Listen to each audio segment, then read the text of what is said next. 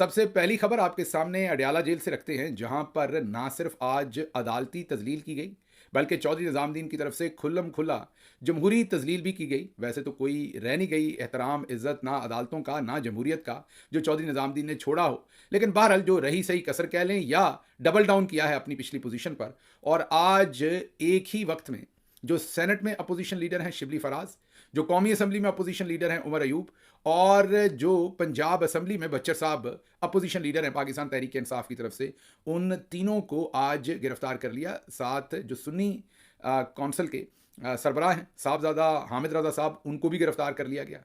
और फिर उसके थोड़ी ही देर के बाद उनको रिहा भी कर दिया गया। अब आप ये सोच रहे होंगे कि अगर रिहाई करना था तो फिर गिरफ्तार क्यों किया गया, और वो भी तीनों अपोजिशन लीडर्स को, पंजाब असम्बली, सेनेट और कौमी असम्बली। पाकिस्तान के टेलीविजन के ऊपर तो ये खबर उतनी नहीं उठ सकी, लेकिन सारे सोशल मीडिया के ऊपर ये खबर चलती रही और चौधरी साहब ने अपने लिए हजीमत भी ली और फिर रिहाई भी कर दी। तो इसके पीछे असल दास्तान इमरान खान से मुलाकात करवाने के लिए जो अदालती अहकामात है, जस्टिस इसहाक साहब का जो हुक्मनामा है इस्लामाबाद हाई कोर्ट से, वो मसला बना हुआ है। ये एक जो अंग्रेज़ के ज़माने में कानून बना हुआ है, जेल ऑर्डिनेंस की जो शिक है 265, उसके तहत किसी भी कैदी को सियासी गुफ्तगू करने की इजाज़त नहीं थी। ये कवानीन तब बनाए गए थे जब बहुत सारे कैदी जो हैं वो सियासी बुनियादों पर गिरफ्तार किए जाते थे, क्योंकि वो ब्रिटिश राज से आज़ादी मांगते थे।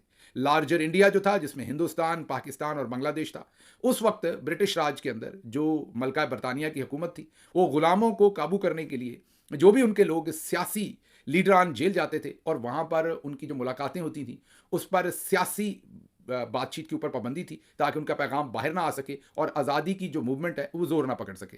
अंग्रेज़ तो हमें छोड़ के चला गया और हमें 1947 में आज़ादी नाम की तो मिल गई, लेकिन उसके बाद हम चौधरी निज़ामुद्दीन साहब की सल्तनत में हैं। अब वो तैयार नहीं है कि हम पूरी फ्रीडम के साथ पाकिस्तान में रह सकें। 77 साल हमें इस चीज़ की कन्फ्यूजन रही और हम भी सोचते रहे कि हम आज़ाद हैं और जब दिल चाहे जो बात मर्जी कर सकते हैं। 77 साल के बाद हमें चौधरी साहब ने बताया कि हाँ, आप आज़ाद हैं जब तक आप हमारी मंशा, हमारी मर्जी के सामने सरनगू करें, और जैसे ही आपने हमसे इख्तलाफ किया तो फिर आपको नंगा भी करेंगे, आपके ऊपर केसेस भी बनाएंगे, आपको बागी भी कहेंगे, गद्दार भी कहेंगे, आपकी पूरी की पूरी नस्लों को ऐसा सबक सिखाएंगे कि आप याद करेंगे। शायद इंडिया के अंदर आज इस तरीके से मुसलमानों को सबक सिखाया जाता है या नहीं सिखाया जाता, मुझे एग्जैक्टली नहीं पता, लेकिन जो पाकिस्तान के अंदर सिखाया जा रहा है वहाँ भी जुल्म होता है, बहुत जुल्म होता है। मैं ये नहीं कह रहा नहीं होता, लेकिन इस तरीके का जुल्म जो पाकिस्तान के अंदर है कि लोगों को अंदाज़ा ही नहीं था। एक तो अंदाज़ा हो ना आपको अपनी हैसियत का, आपको अपनी औकात का पहले से अंदाज़ा हो, तो आप उसके मुताबिक हरकतें करते हैं। पाकिस्तानी कौम को 1947 में 14 अगस्त को बाबा कौम कायदे-आज़म मोहम्मद अली जिन्ना ने कहा कि अब आप आज़ाद हैं। पाकिस्तानी कौम ने सोचा कि अब हम आज़ाद हैं, लेकिन कसूर हमारा भी है। 1956-58 में ही अयूब खान ने हमें बता दिया था कि हम आज़ाद नहीं हैं। उसके बाद जब फातिमा जिन्ना साहबा को गद्दार करार दिया गया, बागी करार दिया गया, रॉ और CIA का एजेंट करार दिया गया, उनके ऊपर बगावत और गद्दारी के मुकदमे किए गए 1965 की जनवरी में, जब उनसे इलेक्शन छीना गया, तो हमें तभी समझ आ जानी चाहिए थी कि हम आज़ाद नहीं हैं, हम गुलाम हैं और हम इसी या तो गुलामी से निजात हासिल करें या फिर इसी तनख्वाह पर काम करें। लेकिन हम बाज नहीं आए। उसके बाद शेख मुजीबुर रहमान एंड पार्टी जो है उन्होंने काम शुरू कर दिया। फिर 1970 के इलेक्शन में हमें दोबारा बताया गया कि अगर लोग हमारी मर्जी और मंशा के खिलाफ वोट डालेंगे तो हम उन नताइज को नहीं मानेंगे, भले वो नताइज दुगनी तिगनी सीटें ही क्यों ना हों। और हम यहां तक चले गए कि हमने अपनी जिद में मुल्क तोड़ना पसंद किया, लेकिन हमने किसी और की बात मानने से इनकार कर दिया। फिर आपने देखा कि जिसको हम खुद लाए, भुट्टो साहब को, जिनके साथ मिलकर हमने मुल्क तोड़ा और ये कहा कि जो उधर जाएगा उसकी टांगें तोड़ देंगे, ऑपरेशन सर्च लाइट स्टार्ट किया और उसके बाद इवेंचुअली हमें बांग्लादेश से हाथ धोना पड़े। और उसके बाद हमने उसी भुट्टो साहब को भी लटका दिया, क्योंकि उनको भी गलत फहमी हो गई कि वो आज़ाद हैं, अवामी लीडर हैं, वो अपनी बात कर सकते हैं। उसके बाद तो खैर हम बंदे ही अपने ले आए नवाज शरीफ तरह के, लेकिन जब इन्होंने भी चूंचरा की 1999 में, तो हमने इनको भी सबक सिखाया और अब ये जो कंटिन्यूटी है वो चल रही है। और जो जो बूट को इज्जत दो की बात पर आ जाता है उसकी ज़िंदगी आसान है, जो नहीं आएगा उसकी मुश्किल है। तो अब जो जस्टिस इसहाक साहब हैं, उनको भी मेरा ख्याल है इस्लामाबाद हाई कोर्ट में बहुत ही मोहतरम जज हैं, मैं तो उनका बड़ा एहतराम करता हूँ। इस डार्क ज़माने में, इस अंधेरा जो गटाटोप अंधेरा है, उसके अंदर वो रोशनी की एक किरण है। अक्सर आज़ाद बातें करते हैं, आज़ाद ख्याल जज हैं, मैं ये कहूँगा आज़ाद मंश जज हैं, कानून और इंसाफ के ऊपर बात करना चाहते हैं। लेकिन आपको पता है आजकल के ज़माने में जो कानून, इंसाफ, आइन और आज़ादी की बात करे, उसका हशर तो फिर खुदा न खास्ता शहीद अरशद शरीफ की तरह का किया जाता है। अल्लाह जस्टिस इसहाक साहब को ज़िंदगी भी दे और मौका भी दे कि वो जिस तरह के फैसले कर रहे हैं वो करते रहें। मगर उन्होंने फैसला किया कि ये जो 265 की शिक है, जिसके मुताबिक जेल के अंदर कैदी जो है वो सियासी गुफ्तगू नहीं कर सकता, इसको उन्होंने आइन के मुनाफी करार देते हुए इसे मुअत्तल कर दिया। बनता भी है, क्योंकि ये तो अंग्रेज़ ने गुलामों के लिए बनाई थी, अब तो हम आज़ाद मुल्क में हैं। लेकिन अब जो हुकूमत है वो ये मानने को तैयार नहीं है। आज मुलाकात करवानी थी, तो जब मुलाकात करने के लिए पॉलिटिकल पार्टी के जो लीडरान हैं पिछली बार पहुंचे, तो इन्हें यह कहा गया कि एक एफिडेविट दे दें कि अब सियासी गुफ्तगू नहीं करेंगे तो आपकी इमरान खान से मुलाकात करा देंगे।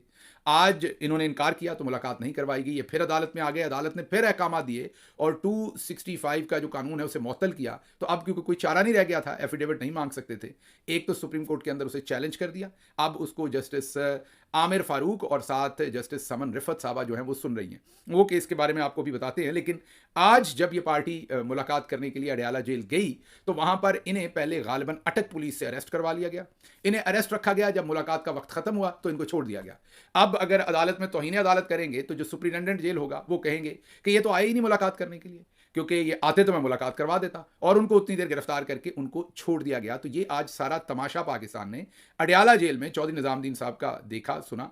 और इसमें उमर अयूब साहब ने एक बड़ी अच्छी स्टेटमेंट दी। उन्होंने कहा कि ये हमारी जो गिरफ्तारी है, ये DG ISI, DG IB, DG military intelligence के जो इदारे हैं, और उसके साथ साथ ये शहबाज शरीफ और मरीम नवाज़ के अहकामात पर हुई। मेरे ख्याल में बिल्कुल उनकी स्टेटमेंट तो ठीक है, ये किसी न किसी ने अहकामात दिए, लेकिन मेरे ख्याल में इतने लोगों ने अहकामात नहीं दिए होंगे। मेरी ज़ाती राय में किसी एक के अहकामात पर हुई होगी, और वो मेरे ख्याल में आर्मी चीफ होंगे, क्योंकि इतने सारे लोगों ने क्या अहकामात देने जब एक बड़ी शख्सियत अहकामात दे सकती है और वो ये गिरफ्तारी करवा सकती है। तो मेरा ख्याल है कि मामला इधर उधर जाने की बजाय, जो मुझे लग रहा है, मेरा ओपिनियन है, गलत हो सकता है, कि ये सब कुछ उन्हीं के अहकामात के ऊपर हो रहा है। बहरहाल आज उस गिरफ्तारी के बाद और उस रिलीज़ के बाद इन लोगों ने एक प्रेस कॉन्फ्रेंस भी की और बताया कि ये मुलाकात इसलिए नहीं करने दी जा रही कि इमरान खान साहब जब सियासी कमेटी के साथ बैठेंगे तो एक हतमी कॉल देंगे प्रोटेस्ट की, और वो हतमी कॉल ना दे दी जाए कहीं, इसलिए इमरान खान साहब से जो है वो पॉलिटिकल कमेटी की मुलाकात नहीं होने दी जा रही। ये सिनारियो अब डेवलप हुआ है। बहरहाल दूसरी तरफ इमरान खान साहब ने जेल से जो वकला के थ्रू उन्होंने पैगाम बाहर भेजा है, वो ये भेजा है कि जो उनकी सोशल मीडिया टीम है, जिनके ऊपर आपने देखा कि पिछले 2-3 दिन से बहुत ज़्यादा निश्तर चल रहे हैं और उनके ऊपर बहुत अटैक आ रहा है सोशल मीडिया के ऊपर, उनके बारे में उन्होंने कहा है कि ये वो लोग हैं, सोशल मीडिया के जो वर्कर्स हैं, जिसमें ज़ाहिर है हमारी ऑफिशियल टीम भी है, अनऑफिशियल भी है, वॉलंटियर्स भी हैं, ये तमाम लोग वो हैं जिन्होंने हरावल दस्ते का किरदार अदा किया और मुझे इन पर फ़ख्र है। इमरान खान ने कहा कि ये तब खड़े थे जब कोई नहीं खड़ा था। इमरान खान ने कहा कि जब इलेक्शन में बल्ले का निशान छीन लिया गया और तरह तरह के निशानात दिए गए, तो ये सोशल मीडिया और उसके वर्कर्स थे जिन्होंने इंतखाबी जो कैंपेन थी वो चलाई और पाकिस्तान तहरीक इंसाफ को इलेक्शन जीतने के काबिल किया। तो इमरान खान ने अपनी सोशल मीडिया टीम के साथ खड़े होने का पैगाम दिया है और उन्होंने वाज़ेह ऐलान किया है कि उन्हें अपनी सोशल मीडिया की टीम का मतलब वो तमाम पाकिस्तानी नौजवान हैं जो पाकिस्तान तहरीक इंसाफ में हैं या नहीं हैं, जिन्होंने इस जंग में हिस्सा लिया और अपने ज़मीर के मुताबिक सोशल मीडिया के ऊपर उन्होंने आवाज़ उठाई। तो अब ये सब कुछ तो आज जेल से इमरान खान साहब का पैगाम भी आ गया। अब आप सोचते होंगे कि ये नया क्या नैरेटिव है, सोशल मीडिया के ऊपर अटैक कभी हो जाता है, कभी कुछ और, तो ये हो क्या रहा है? चौधरी निजामुद्दीन का काम यह है कि वो जो काम भी जब से पाकिस्तान बना, तो एक तो उन्होंने जो खूबसूरत काम सीखा, क्योंकि ये मोहित पीरज़ादा ने इसको कई दफ़ा एक्सप्लेन किया है और उससे पहले मैं भी कई दफ़ा इस पर अपने हिसाब से बात कर चुका हूँ कि हमारी जो मिलिट्री है वो क्योंकि ब्रिटिश मिलिट्री थी पहले, सारा जो उसका ऑर्गेनाइजेशनल कल्चर है, जो उसका ऑर्गेनाइजेशनल ब्लूप्रिंट है, जो उसका ऑर्गेनाइजेशनल सारा स्ट्रक्चर है, वो ब्रिटिश मिलिट्री से आया है। जो उसके पीछे उसकी एक किसी भी ऑर्गेनाइजेशन की मिशन स्टेटमेंट होती है वो ब्रिटिश आर्मी से ही ट्रांसलेट हुई है अभी तक यहाँ। तो जो एक स्टैंडर्ड प्रोसीजर था लोगों से डील करने का ब्रिटिश एरा में, वही चल रहा है। उस एरा में क्या था कि अपने गले जिम्मेदारी नहीं लेनी, जो भी है वो दूसरों की जिम्मेदारी डालनी है। तो आप याद कीजिए उस ज़माने में हिंदू, सिख, मुसलमान एक दूसरे से फंसते थे और इसी तरह से डिफरेंट लसानी इकाइयों के ऊपर भी लोग फंसते थे। अभी भी वही है, अभी भी जिम्मेदारी किसी ना किसी और की होती है, हमने नहीं किया होता। तो अब आपने एक नई कार्रवाई देखी होगी पाकिस्तान के मीडिया में, बहुत सारे तहरीक इंसाफ के लोग भी और बहुत सारे जो सो कॉल्ड सहाफ़ी हैं वो चौधरी निजामुद्दीन की इमा पर, मीडिया पर आके ये बात आपको करेंगे कि असल में ये जो गंदे गंदे केस इमरान खान पर बने हैं ये एस्टेब्लिशमेंट ने तो नहीं बनाए, ये तो फलां के कहने पर बने, ये तो फलां की कार्रवाई पर बने। मसलन पिछले दिनों ये बताया गया कि जो 2-3 लोग हैं जो बाहर हैं, जिन्होंने कोई शायद ड्रामा या फिल्म एक्ट्रेसेस के साथ कुछ जनरल्स के स्कैंडल बनाए, ये उनकी वजह से इमरान खान के ऊपर इद्दत और निकाह का केस बनाया गया। अब लुक एट दिस लॉजिक। अब क्या इमरान खान साहब ने, जिन्होंने भी ये स्कैंडल बनाए हुए हों, उनको जाके कहा था? क्या जो कोई भी, मैं बाहर बैठ के कहूँ या कोई और कहे, वो मुझे बताइए उसके जिम्मेदार इमरान खान निकलते हैं किसी भी तरह से? तो आपने इस हद तक चले गए कि आपने इमरान खान की बीवी के जो माहवारी है उसको आपने पाकिस्तान के मीडिया पर डिस्कस किया, आपने उनके घर के मुलाजिम को लाके खड़े करके वो गंद फेंकवाया कि जो लोग सुन ना सके और लोगों ने अपने कान बंद कर लिए। ये अब नई कार्रवाई का, अगली कार्रवाई का पहली किस्त शुरू हो रही है। अब मार्केट के अंदर ये फीलिंग दी जा रही है कि हम इतने बुरे नहीं हैं, हमने इतने गंदे काम नहीं करने थे, हम इतने गंदे हैं ही नहीं, ये तो फलां काम हुआ और उसके रिएक्शन में ये हुआ, वरना हमने ये नहीं करना था। तो ये आप पाकिस्तान तहरीक इंसाफ के अंदर से भी आपको कई आवाज़ें ऐसी नजर आएंगी, बाहर से भी, लेकिन ये असल में चौधरी निजामुद्दीन साहब का अपना स्क्रिप्ट है जो उन्होंने हमेशा इस्तेमाल किया।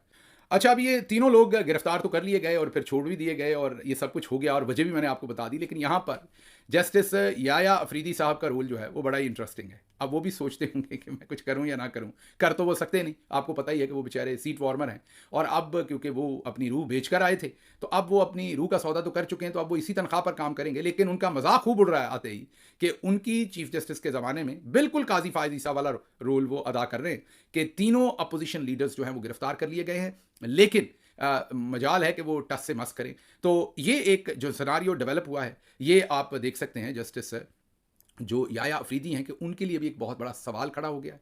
उनको भी आज नहीं तो कल जवाब देना पड़ेगा, जैसे आज काजी फायज ईसा को तारीख के सामने जवाबदेह होना पड़ेगा। आज हो सकता है जस्टिस याया अफरीदी इस चीज़ के जवाबदेह ना हो, लेकिन कल उनको भी तारीख के सामने जवाबदेह होना पड़ेगा। बहरहाल अगली खबर की तरफ चलते हैं। अगली खबर मुशाहिद हुसैन सैयद साहब की है। पहले मैं आपको एक छोटा सा क्लिप सुनवाता हूँ। ये क्लिप है उनका जब इमरान खान साहब जो हैं वो रशिया के दौरे पर थे।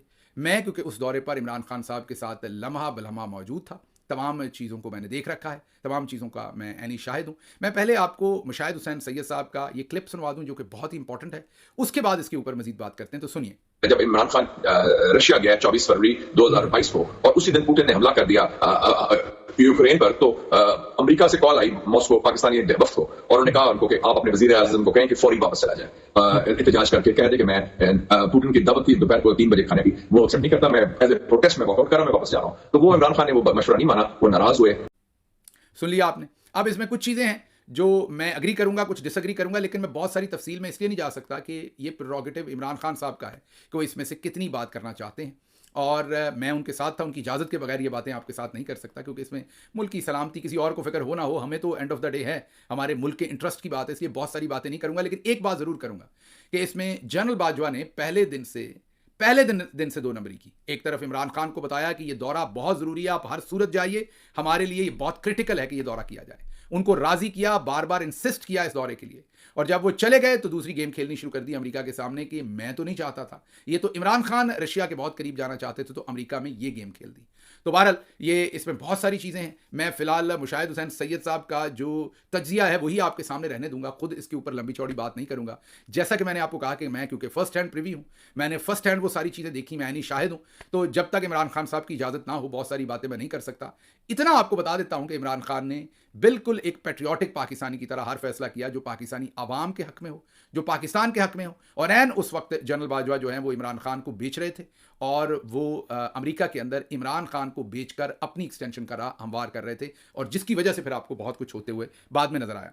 अच्छा जी, अगली खबर जो है कि तोशाखाना बरियत केस के जज फरार हो गए। जी हाँ, ये भी बड़ी एक इंटरेस्टिंग खबर है। जज साहब ने आज बरियत का फैसला करना था, लेकिन वो जज साहब ही गायब हो गए। वजह क्या है? क्योंकि अगर वो बरी कर देंगे तो मामला फिर खत्म हो जाएगा, इमरान खान साहब को जेल से बाहर निकालना पड़ेगा। तो अब इन्होंने 190 मिलियन वाले केस में पहले सजा देनी है, फिर इधर से बरी करना है, और उसके बाद जब तक 190 मिलियन उड़ जाएगा तो फिर किसी और केस में तोशाखाना 2 में या किसी और में सजा देंगे। तो जो बात लोग आपको कहते हैं ना कि इमरान खान बस अब बाहर आने वाले हैं, वो थोड़ी देर में बाहर आ जाएंगे, वो महीने में बाहर आ जाएंगे, ये ट्रक की बत्ती के पीछे लगाते हैं। मैं आपको बार बार एक बात कह रहा हूं, हो सकता है मैं गलत साबित हो जाऊं, मैं आपको पहले दिन से कह रहा हूं कि इमरान खान साहब एक ही तरह से बाहर आ सकते हैं, और वो तरीका है अगर इमरान खान साहब जो हैं वो पाकिस्तान की पब्लिक उनके लिए बाहर निकले लाखों की तादाद में, और पब्लिक ये फैसला करे कि हमने हकीकी आज़ादी लेनी है, तो वो वाहिद रास्ता है इमरान खान साहब को बाहर निकालने का। मैं पहले दिन से आल्दो पाकिस्तान के अंदर इस पर भी बात करेंगे तफसील से, जो टाउट्स है लौंडा लोपाड़ा जी की तरह के, वो बार बार ये कह रहे हैं कि शहबाज गिल साहब कह रहे हैं कि ट्रंप आप इमरान खान को निकालेगा। हालांकि आप सारे इस चीज़ के गवाह हैं कि मैं बार बार अपने वीलॉग्स में और अपनी तकरीरों में जहां भी कर रहा हूं ये मेंटेन कर रहा हूं कि इमरान खान को बाहर निकालने की चाबी सिर्फ पाकिस्तानी आवाम के हाथ में है। वो बाहर निकलेगी तो इमरान खान बाहर निकलेंगे, और कोई तरीका नहीं। और मैंने इस बात को बार बार मेंटेन किया, और ये भी कहा कि ये डिप्लोमेसी की दुनिया है, इसमें बहुत ओवर स्टेटमेंट्स हमें नहीं देनी चाहिए। लेकिन क्योंकि लौंडा लोपाड़ा जी को मेरे से प्यार बहुत है, तो वो खुसूसी इसके ऊपर प्रोग्राम्स करते हैं कि शहबाज गिल ने क्लेम कर दिया कि ट्रंप आके तो इमरान खान को बाहर निकालेगा। हालांकि ना कभी मैंने अपने व्लॉग में ऐसी कोई स्टेटमेंट दी, ना मैंने कभी कोई ट्वीट पे ऐसी स्टेटमेंट दी। हाँ, ये ज़रूर है कि क्योंकि मैं अमेरिका में रहता हूं और यहाँ की हकीकतों को जानता हूं, और एक ज़िंदगी मेरी अमेरिकी पाकिस्तानी के तौर पर भी है, तो ट्रंप जो यहाँ पर इंपॉर्टेंट फैसले करेगा जिसकी रेमिफिकेशन अमेरिकी सोसाइटी, अमेरिकी जो इकोसिस्टम है उसके ऊपर होगी, तो मैंने उस पर भी कमेंट करना है। जैसे कि चंद दिन पहले उन्होंने अपनी जो अगली चीफ ऑफ स्टाफ पिक की है उसकी, क्योंकि अमेरिका के बारे में रेमिफिकेशंस बहुत सख्त हैं, बहुत ही सख्त है। अभी पाकिस्तान में रहने वाले लोगों को उसका अंदाज़ा नहीं होगा कि कितनी स्ट्रॉन्ग रेमिफिकेशंस होंगी अमेरिका के सिस्टम के लिए जो उन्होंने अपनी चीफ ऑफ स्टाफ पिक की हैं। उस पर मैंने ट्वीट किया, तो क्योंकि अब ख़ास प्यार है तो उन्हें लगा वो मैं पाकिस्तान के लिए ट्वीट कर रहा हूँ। तो पाकिस्तान की पोजीशन में मेरी बड़ी वाज़िह पोजीशन है, और वही है जो इमरान खान साहब की है पहले दिन से मेंटेन कर रहा हूँ कि बाइडन एडमिनिस्ट्रेशन, प्रेसिडेंट बाइडन की जो एडमिनिस्ट्रेशन थी वो इमरान खान के साथ बाइस थी, वो चली गई है। हमारे लिए जितना भी बुरा वक्त होगा बेहतर ही होगा, पाकिस्तान के लिए भी, पाकिस्तानी आवाम के लिए भी, इमरान खान के लिए भी। और ये मैंने कभी नहीं कहा कि उन्होंने जाना है और जेल का दरवाज़ा खोल देना है, लेकिन ये मैं बार बार कहता हूँ कि ये जो बाइडन साहब की एक बाइस थी, बुग़्ज़ था इमरान खान के खिलाफ, उससे जान छूट गई है। और अब एक ऐसा प्रेसिडेंट होगा जो चीज़ों को बेहतर तरीके से देखेगा और उससे फ़ायदा भी हो सकता है। अब कितना फ़ायदा हो सकता है ये मैं नहीं कह सकता, मीन पाकिस्तान के लिए, पाकिस्तानी आवाम के लिए, इमरान खान के लिए। लेकिन ये मैं बार बार मेंटेन करता हूँ कि इमरान खान को अगर बाहर निकालना है तो वो पाकिस्तानी आवाम को सड़कों पर आना पड़ेगा, उसके बगैर इमरान खान को बाहर निकालना जो है वो मुश्किल हो जाएगा। एक खबर और बड़ी इंटरेस्टिंग है, और वो है कि 27 लाख पाकिस्तानियों का नादरा से डाटा चोरी हुआ है। और ये हमारे लेफ्टिनेंट जनरल मुनीर अफसर साहब हैं जिनकी मार्फत ये डाटा चोरी हुआ है, वहाँ उन्होंने आज आके ब्रीफिंग दी है। वो नादरा के चेयरमैन हैं। खबर तो ये बड़ी ही इंटरेस्टिंग है, इसलिए इसको सुबह के वीलॉग में तफसीली आपके सामने, इसमें कुछ इनसाइड इन्फो भी है हमारे पास, वो भी आपके सामने रखेंगे। और अभी इस पर मेरा बात करने को दिल था लेकिन अब वक्त पूरा हो गया है, तो सुबह के वीलॉग में इसके ऊपर तफसीली बातचीत करेंगे। मुझे यहाँ से इजाज़त दीजिए। अल्लाह आपका हामी और नासिर हो। पाकिस्तान जिंदाबाद।